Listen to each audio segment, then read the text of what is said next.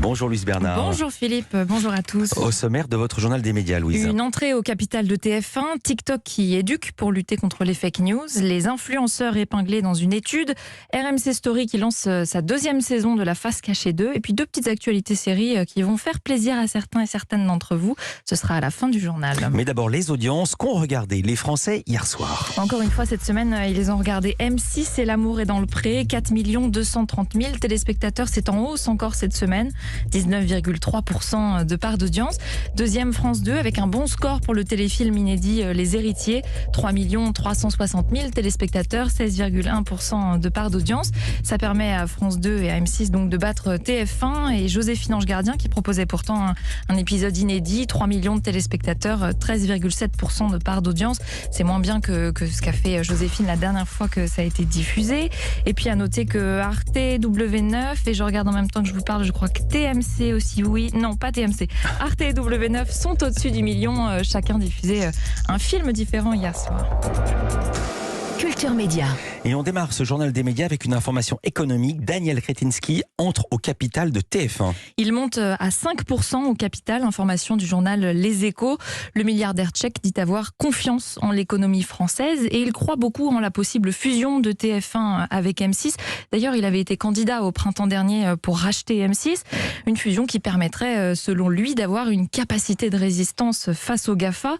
Alors, il précise aux Échos que son investissement est totalement indépendant de ces autres médias français. Vous savez, c'est ceux du groupe CMI, notamment Elle, Marianne, Télé 7 jours, entre autres. Et puis que sa montée au capital s'est faite sans concertation avec le groupe Bouygues, mais n'est en aucune façon hostile, au contraire. On quitte la télévision pour les réseaux sociaux. TikTok France lance un programme de sensibilisation à l'information. Ouais, TikTok fait partie de ces réseaux sociaux très critiqués pour leur responsabilité dans la diffusion de fausses informations. Alors il a décidé d'agir. Agir en lançant Esprit Critique, TIK comme TikTok, un programme créé avec des experts et des associations pour tenter de lutter contre cette désinformation, inciter les utilisateurs à développer leur esprit critique pour s'interroger quand ils se retrouvent face à des contenus qui peuvent circuler sur ce réseau social. C'est un enjeu crucial en cette période de pandémie et puis à l'approche des élections présidentielles évidemment, d'autant plus que les utilisateurs de TikTok sont très jeunes, souvent, majoritairement même, et donc TikTok entend faire preuve de pédagogie en proposant des quiz et puis des vidéos comme celle-ci. Boire de l'eau salée toutes les 15 minutes empêche d'avoir le coronavirus. Merci pour l'info. Je commence maintenant et je partage tout de suite à mes amis. T'es sérieux là? T'as commenté, t'as diffusé, comme ça, sans prendre le temps de vérifier. Avant de croire en une information, il faut savoir d'où elle vient. Qui l'a écrite? Un journaliste? Un politique? Un écrivain? As-tu lu à propos du site? Qui en parle et comment? Par exemple, en février 2017, en Russie, un homme alcoolisé agresse une infirmière. Quelques jours plus tard est partagée sur fond de racisme évident la vidéo de l'agression, en faisant croire que c'est un migrant qui agresse une infirmière en France. Des repartages sans vérification participent à la manipulation. Voilà, donc très pédagogique. Et puis TikTok organise dans ce sens 2 lives dans les jours à venir. Un avec l'équipe de l'émission Vrai ou Fake de la chaîne France Info. Ils sont spécialisés dans la lutte contre les fake news. Ça, ce sera vendredi à 18h. Et puis un autre live avec cette fois la rédaction du journal Le Monde pour bien comprendre la fabrique de l'information. Ça, c'est lundi à 18h. Réseaux sociaux toujours, plus d'un quart des influenceurs font de la publicité déguisée. Oui, les influenceurs, ce sont ceux qui vendent des produits grâce à leur notoriété sur les réseaux sociaux. Plus ils ont d'abonnés qui les suivent, plus ils touchent des sommes importantes pour mettre en avant des produits. Ça se fait via des publications de photos ou vidéos. Mais certains ne sont pas tout à fait transparents. Ils ne mentionnent pas toujours qu'il s'agit de partenariats avec des marques, partenariats rémunérés. Et donc, aux yeux de l'autorité de régulation professionnelle de la publicité, eh bien, il s'agit de publicité déguisée. Une étude publiée hier montre justement que plus d'un quart des influenceurs sont concernés, 26,6%. Et dans le détail, ceux qui se livrent à ces pratiques sont en majorité les plus petits comptes, en dessous de 100 000 abonnés. C'est quand même beaucoup, 100 000. Ouais. Mais parmi les plus importants, c'est-à-dire plus d'1 million d'abonnés, abonnés, il serait quand même autour de 12% à ne pas respecter la loi. En fait, dès lors qu'un influenceur publie du contenu sponsorisé, il doit l'indiquer clairement, soit avec des mentions hashtag partenariat ou hashtag sponsoring, soit avec une indication visuelle ou audio au début des contenus. Sinon, il risque jusqu'à 2 ans de prison et 300 000 € d'amende. On attend de voir un influenceur en prison pendant 2 ans. RMC Story lance ce soir sa nouvelle saison de La face cachée de 3 petits points. Oui, c'est une collection de documentaires qui s'intéresse au parcours des personnalités médiatiques. La saison dernière, il y avait eu Didier Raoult, Laetitia Hallyday, Vladimir Poutine, Christian Quesada, Loana, etc. Cette année, RMC Story proposera les portraits de Nabila, Diams, Claude François, Tom Cruise, entre autres. Le tout présenté par Rachid Embarki. En général, ce sont des personnalités qui sont fortes et parfois clivantes. C'est ça qui nous intéresse, c'est d'aller regarder un petit peu ce qui se cache derrière, quoi.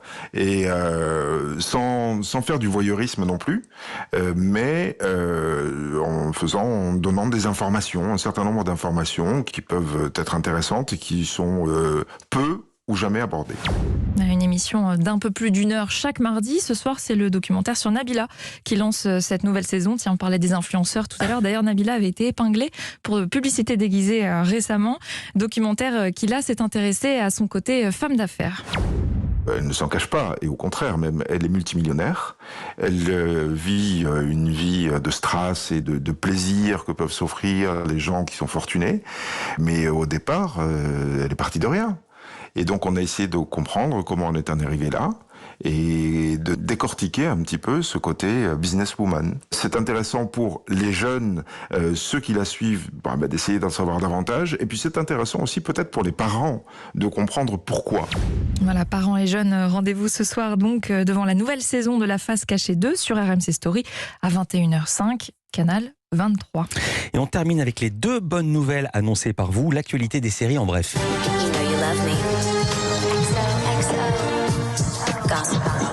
C'est bien. Nouvelle version de Gossip Girl renouvelée pour une 2e saison. La première n'est pourtant pas finie d'être diffusée aux États-Unis, mais ce reboot, pourtant très critiqué, connaît finalement de très bonnes audiences, suffisamment pour donner une suite à la série.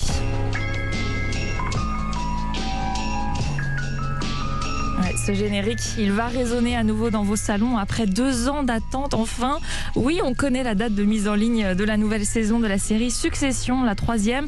Ce sera le 17 octobre aux États-Unis et donc 24 heures plus tard en France sur OCS. Un épisode par semaine seulement, à l'ancienne, pas de binge-watching possible. Série très appréciée, multi-récompensée qui raconte les conflits et même la guerre, on peut le dire, que se livre la riche et puissante famille Roy. Famille Roy, guerre pour savoir qui des enfants prendra la succession du père, qui est à la tête d'un empire médiatique. Série que je vous recommande chaudement, qui a fait mon petit bonheur pendant le premier confinement. Ouais. Voilà pour le conseil du jour. Voilà, merci pour ce conseil. Puis à l'ancienne aussi, la télé dans le salon. Merci Louise Bernard. Toutes ces infos à retrouver sur europe1.fr. C'est la newsletter média. À demain, Louise, pour un nouveau journal des médias. Dans un instant, notre info média du jour avec un documentaire stupéfiant. Enquête sur la première femme hispano-américaine condamnée à mort au Texas pour infanticide. Depuis 2007, elle attend toujours son dernier jour et tout semble montrer que le procès n'a pas été impartial. C'est la thèse de la journaliste et réalisatrice Sabrina Van Tassel qui l'a rencontrée dans le couloir de la mort. Elle sera avec nous dans quelques instants sur Europe 1. À tout de suite.